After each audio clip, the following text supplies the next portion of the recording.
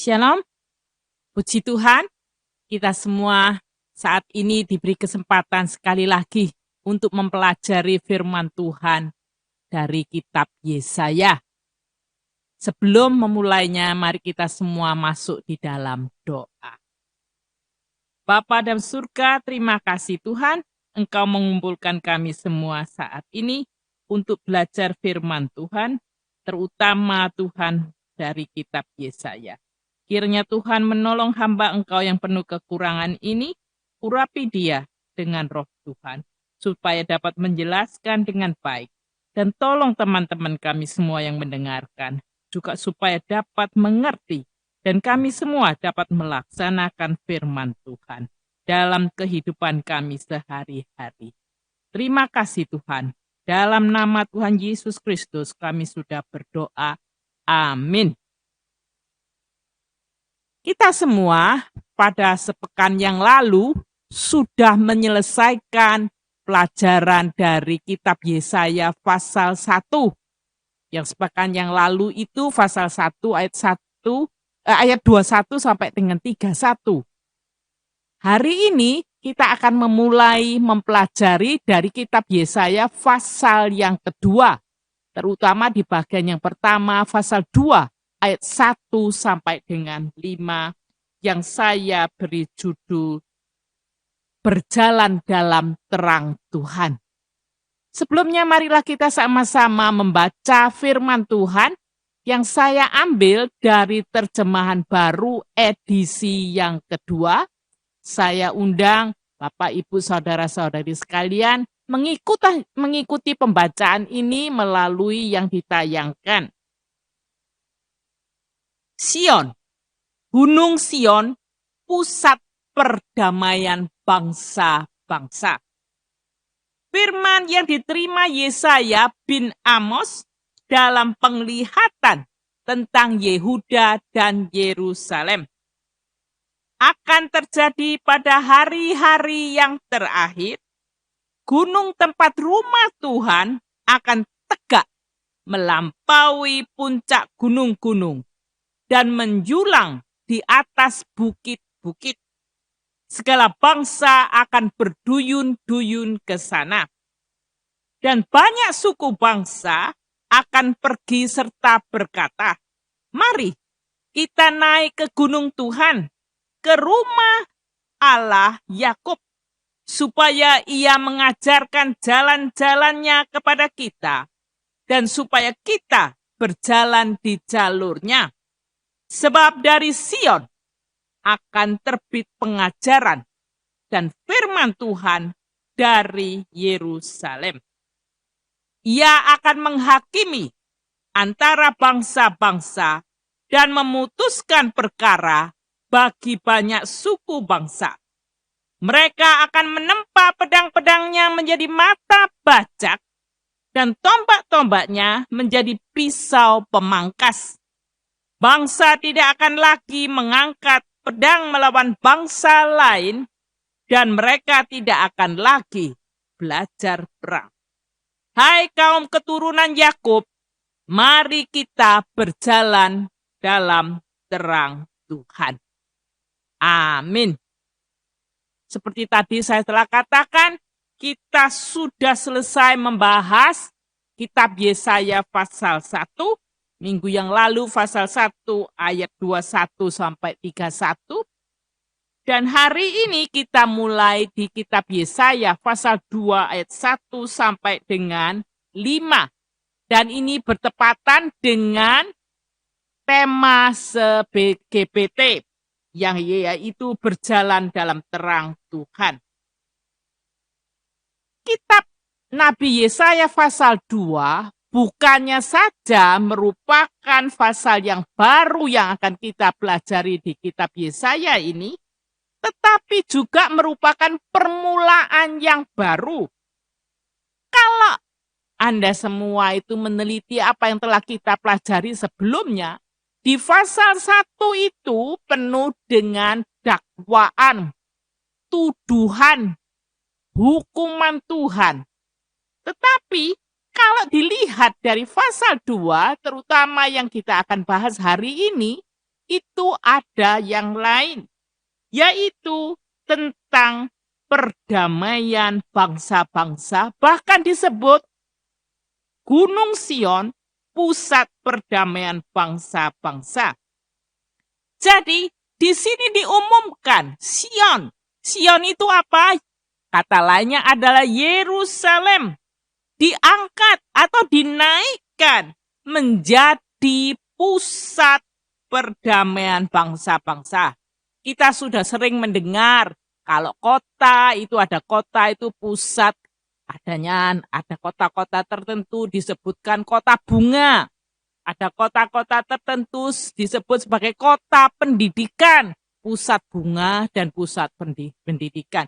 Di sini Sion atau Yerusalem sekarang ini disebut sebagai pusat perdamaian bangsa-bangsa. Jadi bangsa-bangsa yang banyak di dunia ini disebutkan mereka ini akan mendapatkan perdamaian kalau mereka ini datang ke Sion. Kalau diperhatikan di Yesaya pasal 1 ayat 1 sampai 9 yang saya bahas, itu judulnya tentang dakwaan tentang Israel. Di ayat 10 sampai 20, ibadah sejati karena mereka mempunyai motivasi yang salah tentang ibadah. Dan di ayat 21 sampai 31 tentang hukuman atas Yerusalem. Jadi nadanya seperti tadi saya sebutkan tentang dakwaan, tuduhan, dan diberitahu yang salah dan tentang hukuman. Tetapi di pasal 2 ayat 1 dan 5 sini sungguh-sungguh menunjukkan gambaran yang lain. Gambaran yang indah. Setelah ada kekacauan, gambaran damai ini ditunjukkan. Ada damai setelah kacau balau. Umat Yehuda dan umat Yerusalem yang berontak melawan Tuhan, memperlakukan orang lain dengan kejahatan dan ketidakadilan, ini yang membuat Tuhan marah menghukum mereka dengan sangat berat. Hampir saja habis semua seperti kota Sodom dan Gomora, kecuali hanya beberapa orang yang tersisa. Nah, itu gambaran di pasal 1. Gambaran di pasal 2, ayat 1 dan sampai dengan 5, gambarannya itu berlainan. Umat Tuhan bukannya memberontak melawan Tuhan, tapi dikatakan umat Tuhan sekarang ini sungguh-sungguh mencari Tuhan. Mereka ini umat Tuhan sungguh-sungguh pergi ke gunung-gunung rumah Tuhan yang tingginya melampaui puncak gunung-gunung dan bukit-bukit, jadi rumah Tuhan di tempat yang tinggi. Dengan tujuan apa mereka ke rumah Tuhan? Mencari Tuhan. Dengan tujuan menerima pengajaran dari Tuhan sendiri. Mereka mau belajar jalan Tuhan. Dan juga mereka mau belajar supaya dapat berjalan di dalam jalan Tuhan. Tuhan ini juga ditunjukkan sebagai hakim antara bangsa-bangsa, dan Tuhanlah yang akan menyelesaikan perselisihan antara suku-suku bangsa. Mereka ini, yaitu orang-orang yang datang mencari Tuhan ini, akan menempa pedang-pedangnya menjadi mata bajak dan mengubah tombak-tombaknya menjadi pisau pemangkas. Dan Tuhan memanggil mereka ini lalu menjadi supaya dapat berjalan di dalam terang. Jadi kita dapat melihat keadaannya berubah. Nadanya juga sudah berubah. Kalau di pasal 1, nadanya tadi saya sudah sebutkan tentang dakwaan, tuduhan, dan hukuman. Di pasal 2, terutama di ayat-ayat yang akan kami semua bahas hari ini, diganti dengan nada perdamaian. Yerusalem yang mendapatkan murka Tuhan di pasal 1, Sekarang di permulaan pasal 2 disebutkan sebagai pusat perdamaian bangsa-bangsa. Jadi tadinya itu kalau tempat yang penuh murka Tuhan, sekarang ada damai dan keadilan. Jadi keadaannya sama sekali berubah. Di Yesaya pasal 2 ayat 1-5 ini tidak disebutkan siapa penerimanya. Tetapi isinya ditulis tentang Yehuda dan Yerusalem. Yang sebetulnya termasuk kita semua umat manusia di dunia ini yang bisa mendengar firman Tuhan, dengarkanlah. Lalu apakah yang disebutkan di pasal 2 ayat 1 dengan 5? Kita mulai dengan ayat 1. Pasal 2 ayat 1. Firman yang diterima Yesaya bin Amos dalam penglihatan tentang Yehuda dan Yerusalem. Kalau kita perhatikan, di sini ayat ini dimulai dengan superskripsi. Maksudnya seperti pasal 1 ayat 1. Yaitu dimulai dengan penjelasan apa yang akan dibahas di ayat-ayat selanjutnya. Di sini disebutkan firman. Firman atau bahasa Ibrani-nya dabar. Itu yang diterima oleh Yesaya bin Amos. Ya ini dia terima penglihatan tentang Yehuda dan Yerusalem. Bandingkan kalau di pasal 1 ayat 1 dimulai dengan penglihatan. Hasan, yang siapa yang melihat? Yesaya juga tentang Yehuda dan Yerusalem sama saja. Jadi baik di Yesaya pasal 1 ayat 1 dan Yesaya pasal 2 ayat 1, dua-dua menyebutkan bahwa Nabi Yesaya bin Amos menerima penglihatan dari Tuhan atau wahyu ilahi tentang Yehuda dan Yerusalem. Dan Nabi Yesaya ini di pasal 1 ayat 1 dan Nabi Yesaya di pasal 2 ayat 1 itu orangnya sama. Sama-sama anaknya Amos. Dan Yesaya ini, saya pernah mengatakan, arti dari kata Yesaya adalah Tuhan menyelamatkan. Itu pasal 2 ayat 1. Sekarang kita melihat secara garis besarnya dahulu, Yesaya pasal 2 ayat 2 sampai dengan 4.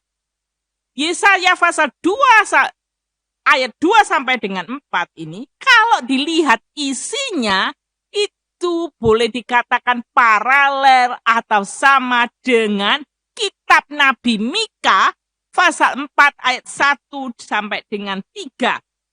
Saya akan menunjukkan kepada Anda, itu kelihatannya memang hampir sama. Saya letakkan di PowerPoint itu tepat di bawahnya. Dari kitab Yesaya dan di kitab Mika. Dan saya menandakan yang beda itu dengan highlight yang warna merah muda. Jadi kalau yang nggak ada itu sama. Nah perhatikan di Yesaya pasal 2 ayat 2.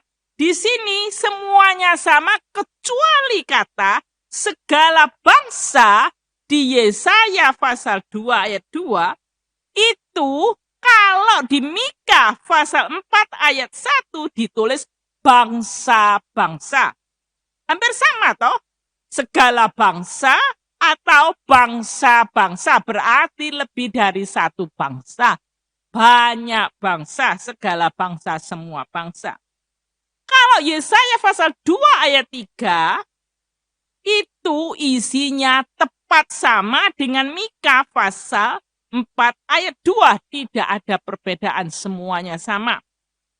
Di Yesaya pasal 2 ayat 4 dibandingkan dengan Mika pasal 4 ayat 3 ada perbedaan sedikit juga. yaitu bangsa-bangsa di Yesaya pasal 2 ayat 4 itu ditulis di Mika banyak bangsa. Jadi tunjukkan jamak, lebih dari satu bangsa. Banyak suku bangsa di Mika ditulis suku-suku bangsa yang besar sampai ke tempat yang jauh. Ini ada perbedaannya sedikit, tapi juga menunjukkan banyak suku bangsa. Di sini disebutkan suku bangsanya dari yang jauh dan dekat. Kita akan melihat, menarik bukan? Di kitab Yesaya dan di kitab Mika ini tentang hal yang sebetulnya sama saja. Kata-katanya begitu banyak, persamaannya hanya sedikit saja tadi yang saya sebutkan, ada perbedaan. Jadi dengan kata lain, apa yang dinubuatkan oleh Nabi Yesaya dan Nabi Mika itu penting sehingga dinubuatkan berulang kali, lebih dari satu kali. Di kitab yang berlainan juga, di kitab Yesaya dan di kitab Nabi Mika. Umat Tuhan itu menerima janji dan juga menerima pengumuman tentang keselamatan baik di Yesaya maupun di Mika. Dan yang dinubuatkan di kitab Nabi Yesaya maupun yang di kitab Mika sama-sama menekankan tentang hal yang sama, yaitu tentang perdamaian bangsa-bangsa. Lalu apa isinya dari Yesaya pasal 2 ayat 2 sampai dengan 4? Secara garis besar kita akan melihat ini menubuatkan tentang kejadian atau masa yang akan datang. Dan kita harus memperhatikan urut-urutannya, itu penting, nggak bisa loncat sana-sini. Urutannya sesuai dengan ayat-ayatnya. Yesaya pasal 2 ayat 2 menyebutkan, akan terjadi pada hari-hari yang terakhir, gunung tempat rumah Tuhan akan tegak melampaui puncak gunung-gunung dan menjulang di atas bukit-bukit, segala bangsa akan berduyun-duyun ke sana. Kita perhatikan dulu dari permulaan pasal 2 ayat 2. Akan terjadi pada hari-hari terakhir. Kita tidak tahu apa maksudnya dengan pasti. Pada hari-hari yang terakhir itu kapan waktunya kita nggak tahu. Tapi Nabi Yesaya menunjukkan bahwa pada hari-hari terakhir itu ada tulisannya, itu ada perubahan yang drastis, yaitu perubahan yang secara drastis dan dramatis, karena Tuhan sendirilah yang akan memerintah sebagai hakim dan sebagai pembawa damai bagi bangsa-bangsa. Selain itu dikatakan, gunung tempat rumah Tuhan akan tegak berdiri tinggi jauh, melampaui puncak gunung-gunung dan menjulang di atas bukit-bukit. Kita tahu semua, gunung-gunung itu tinggi. Bukit-bukit juga tinggi. Gunung lebih tinggi daripada bukit-bukit. Jadi tempat-tempat yang tinggi ini sudah adalah tempat yang dari jauh kita bisa kelihatan ada gunung, ada bukit. Tetapi di sini, gunung tempat rumah Tuhan akan tegak melampaui puncak gunung-gunung dan menjulang di atas bukit-bukit. Jadi, tempat rumah Tuhan itu akan lebih tinggi daripada gunung-gunung atau bukit-bukit. Jadi orang-orang ini dari kejauhan bisa melihat rumah Tuhan. Orang-orang yang datang menuju untuk mencari Tuhan dari jauh sudah bisa melihat tempat mereka mau belajar firman Tuhan. Jelas dari kejauhan. Mereka di sana bisa melihat tempat yang tinggi. Di situ apa yang akan terjadi? Di situ dikatakan di ayat yang kedua C, segala bangsa akan berduyun-duyun ke sana. Jadi ada perjalanan banyak umat manusia dari segala bangsa, dari segala penjuru dunia akan menuju ke rumah Tuhan. Mereka datang ke rumah Tuhan bukannya datang untuk melihat-lihat kiri kanan sebagai turis. Mereka bukannya belajar untuk jalan-jalan keliling-keliling kota, atau mereka jalan-jalan untuk ada kampanye apa aja, tapi mereka bertujuan datang dalam perjalanan ini menuju ke rumah Tuhan, ke tempat yang suci. Dan mereka di sini dikatakan di ayat 3a, banyak suku bangsa akan pergi serta berkata, mari kita naik ke gunung Tuhan, ke rumah Allah Yakub. Jadi yang datang mencari Tuhan itu bukan satu suku tertentu saja, tapi dikatakan segala bangsa. Jadi orang dari berbagai macam suku bangsa, mereka bukan hanya orang Yahudi, orang Yehuda, atau orang dari kota Yerusalem saja, tapi mereka ini adalah orang dari berbagai penjuru dunia, berduyun-duyun banyak datang untuk mencari Tuhan. Segala bangsa, seluruh umat manusia menuju ke tempat Yerusalem Sion, ke rumah Tuhan. Mereka mengajak satu sama lain untuk datang mencari Tuhan dengan naik ke gunung Tuhan, ke rumah Allah Yakub. Di sini diperhatikan di ayat 3a, mari kita naik ke gunung Tuhan, diulangi lagi, ke rumah Allah Yakub. Jadi gunung yang menjulang lebih tinggi daripada gunung-gunung lainnya, disitulah terletak gunung Tuhan itu. Adalah gunung Tuhan itu apa? Tempat rumah Allah Yakub. Mereka dianggap untuk datang mencari Tuhan. Mencari Tuhan untuk apa? Mencari Tuhan supaya mereka dapat belajar firman Tuhan. Seperti yang kita dapat lihat di pasal 2 ayat 3b. Supaya ia mengajarkan jalannya kepada kita, dan supaya kita berjalan di jalurnya. Jadi mereka datang ke rumah Tuhan, mereka mengungkapkan alasannya mereka mau menuju ke Sion, ke rumah Tuhan itu. Tujuannya itu apa? Menerima pengajaran dari Tuhan sendiri. Perhatikan di ayat 3b, ia di situ menunjuk pada Tuhan sendiri yang akan mengajarkan jalan-jalannya. Jalannya Tuhan diajarkan kepada segenap bangsa. Supaya mengerti jalannya Tuhan. Kalau sudah mengerti jalannya Tuhan, supaya berjalan di dalam jalurnya Tuhan.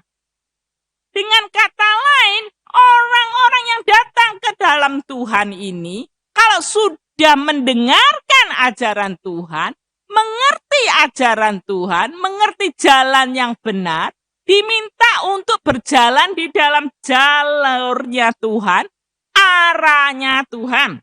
Nah, ini mungkin gambarannya seperti kita kalau pergi ke suatu tempat. Untuk menuju ke suatu tempat, apalagi kalau melewati jalan-jalan yang lewati tol. Nah, ini ada arahnya. Ada arah yang menuju utara, selatan, timur, barat. Lah, arahnya ini harus tepat. Kalau nggak tepat, nanti akan kesasar menuju ke tempat lain. Nah, kalau sudah arahnya tetap, makanya dan tepat itu akan menuju ke tempat sasaran.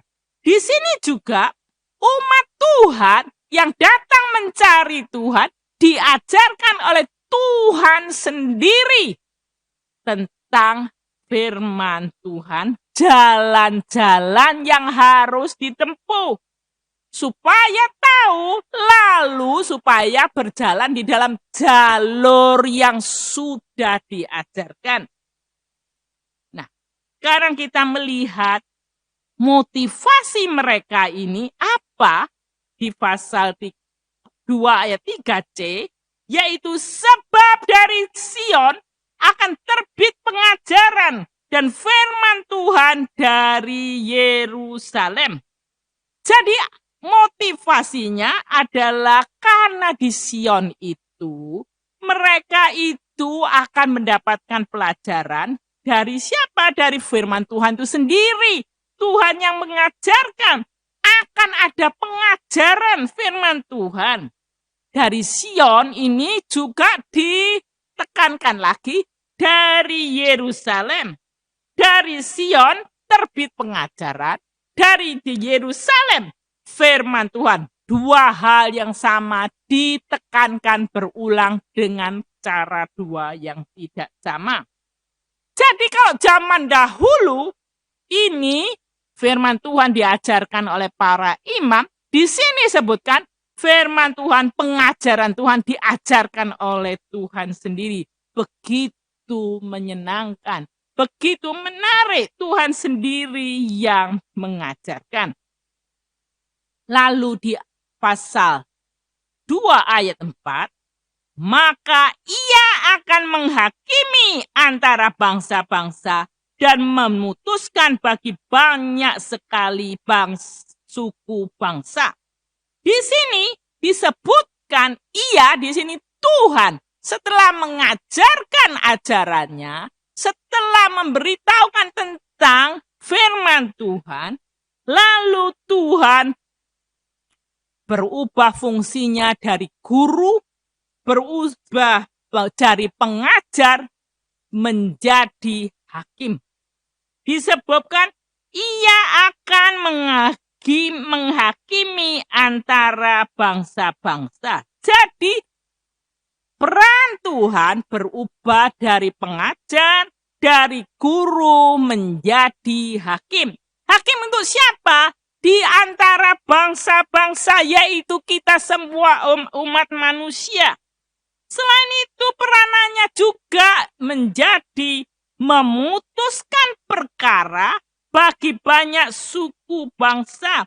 Jadi Tuhan juga menjadi seperti administrator tentang keadilan, yaitu perkara bangsa-bangsa ini yang ada perselisihan. Dialah yang akan memutuskan perkara. Tuhan yang maha adil, Tuhan yang maha bijaksana akan sendiri yang memutuskan apa yang terjadi di antara bangsa-bangsa yang tidak bisa berdamai. Jadi, lalu diteruskan di pasal 2 ayat 4 di bagian B, mereka akan menempa pedang-pedangnya menjadi mata bajak dan tombak-tombaknya menjadi pisau pemungkas. Bangsa tidak akan lagi mengangkat pedang melawan bangsa lain dan mereka tidak akan lagi belajar perang. Di sini yang disebutkan mereka itu siapa? Mereka ini adalah, kalau kita melihat, bukan Tuhan. Mereka di sini adalah orang yang sudah datang mencari Tuhan. Mereka sendiri bertanggung jawab untuk menghancurkan senjata-senjata perang. Tuhanlah yang akan menghakimi dan memutuskan perkara, tetapi umat manusia ini, bangsa-bangsa dari berbagai bangsa, yang memutuskan sendiri. Senjata-senjata tajam itu akan dihancurkan. Kita semua tahu pedang itu untuk apa? Yang dihancurkan apa saja? Pedang-pedang dan tombak-tombak. Kita tahu pedang itu untuk apa? Zaman dahulu, zamannya Nabi Yesaya, adalah untuk mereka menyakiti satu lainnya, untuk berperang. Zaman itu nggak ada senjata api yang lainnya seperti sekarang. Nggak ada tang-tang, nggak ada bom nuklir atau drones atau rudal dan lain sebagainya. Tapi orang menggunakan pedang-pedang. Senjata penting untuk berperang. Dan mata pedangnya itu tentu saja tajam. Dapat melukai orang yang kena pedang itu. Bahkan bisa mematikan orang kalau ditancapkan di bagian tubuh tertentu. Selain pedang-pedangnya ini, juga ada tombak-tombak. Tombak-tombak pada zaman itu juga merupakan senjata tajam lainnya yang digunakan pada waktu perang. Ada orang-orang tertentu zaman itu di bagian tertentu di situ, terutama yang di bagian yang lancip, diberi racun supaya kalau tombak-tombaknya ini ditancapkan ke orang tertentu dapat melukai dan mematikan. Dengan menggunakan kedua gambaran senjata tajam itu, Tuhan menunjukkan kepada kita semua dan bangsa-bangsa yang pergi melawan bangsa lainnya, ini adalah mereka untuk membunuh dan menyakiti. Tapi mereka juga kalau bisa membunuh dengan cara yang lebih kejam. Tetapi kita melihat gambarannya di pasal 2 ayat 4, gambarannya berubah. Senjata yang mematikan dan yang merusak itu tidak digunakan untuk menyerang orang lain. Bukannya untuk mematikan orang lain, tetapi dimodifikasi. Mematahkan mata pedangnya dan mematahkan mata tombaknya. Dengan maksud supaya kalau sudah patah untuk apa? Bukannya untuk berperang lagi, tetapi digunakan sebagai alat-alat pertanian.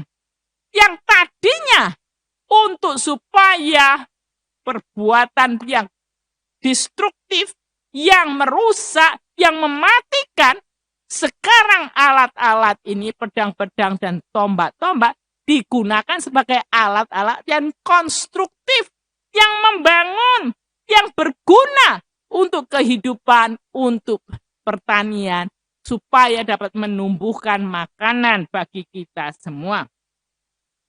Kita tahu proses mematahkan seperti terlihat di dalam gambar itu menggunakan palu.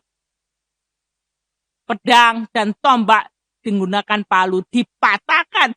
Bukan hanya sedikit, tapi berkali-kali sampai patah. Tentu menyakitkan bagi pedang dan juga tombak itu. Tetapi hal ini menunjukkan bahwa ini menunjukkan perubahan yang drastis. Yang dahulu orang membanggakan diri dengan adanya pedang dan tombak, sekarang ini tidak mau lagi. Sekarang ini dibuang, mau digunakan untuk alat pertanian. Dan orang yang memiliki alat-alat senjata tajam itu mau merendahkan diri, mau dialihfungsikan menjadi yang konstruktif. Ini membutuhkan ketaatan. Mau dibentuk kembali oleh Tuhan yang tadinya saling gontok-gontokan, yang tadinya saling mau melukai satu dengan lainnya, sekarang ini mau hidup damai. Solusinya dengan mematahkan pedang-pedang dan tombak-tombak, ini ada kedamaian. Bangsa-bangsa, orang-orang tidak lagi mengangkat senjata, tidak lagi belajar perang, tetapi belajar berjalan di dalam terang Tuhan.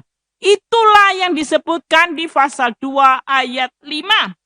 Hai kaum keturunan Yakub, mari kita berjalan dalam terang Tuhan. Ini merupakan panggilan daripada Tuhan untuk semua keturunan Yakub, untuk semua bangsa. Siapa saja di dunia ini, terutama untuk orang Yehuda dan orang Yerusalem, dan juga untuk semua orang yang datang ke Sion, yang tadi disebutkan dari berbagai bangsa. Semua orang, termasuk saudara dan saya, dipanggil untuk berjalan dalam terang Tuhan. Berjalan dalam terang Tuhan merupakan visi. Kalau Allah memerintah, kita semua diminta untuk melakukan perintah Allah dengan mau berdamai dengan Tuhan, berdamai dengan sesama. Marilah kita semua mematahkan senjata-senjata kita yang bisa menyakiti orang lain. Jadilah saluran berkat bagi orang lain. Mau membawakan damai, bukan pembawa kekacauan, menyakiti satu dengan lainnya, baik di rumah, baik di tempat pekerjaan, tempat kuliah, tempat di gereja, dan di mana-mana. Tapi kita bukan menyakiti dengan kebencian dan kepahitan, tetapi kita berjalan di dalam terang Tuhan dengan damai daripada Tuhan. Marilah kita berjalan dalam terang Tuhan. Sekarang mari kita berdoa. Bapa dalam surga, terima kasih firman Engkau telah mengajarkan pada kami semua, supaya bisa belajar untuk dapat mematahkan pedang-pedang dan tombak-tombak. Matanya ini Tuhan, mata pedang, mata tombak, dipatahkan dan digantikan Tuhan sebagai mata bajak dan untuk alat pemangkas juga. Tuhan bantu kami semua, supaya kami bisa menjadi alat-alat yang berguna bagi Tuhan, di mana saja Tuhan tempatkan, supaya kami semua Tuhan, supaya bisa berjalan dalam terang Tuhan. Dalam nama Tuhan Yesus sudah berdoa bersyukur. Amin. Nah, kita sudah selesai pasal 2 ayat 1 dengan 5, sampai dengan 5. Pekan mendatang kita akan mempelajari pasal 2 ayat 6 sampai dengan 22, yaitu saya beri judul Pilihlah Gunungmu. Sampai pekan datang. Tuhan memberkati. Amin.